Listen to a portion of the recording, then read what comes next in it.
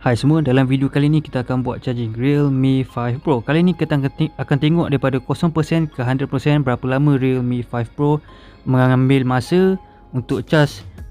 Dia menggunakan Voc 3.0 dengan kuasa 20 watt, agak besar dan agak laju. Jadi jom kita akan test. Dan dia punya kabel dia menggunakan Type C, bukannya micro USB. Tapi apa pun, apa kata korang, tekan subscribe, tekan butang like dan tekan butang komen supaya korang tengok video ni.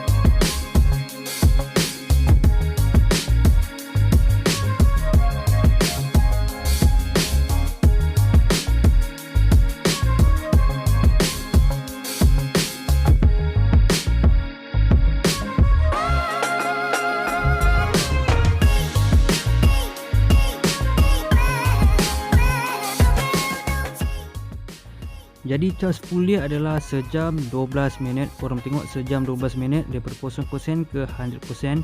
Jadi ini boleh jadikan satu sebab untuk korang beli Realme 5 Pro.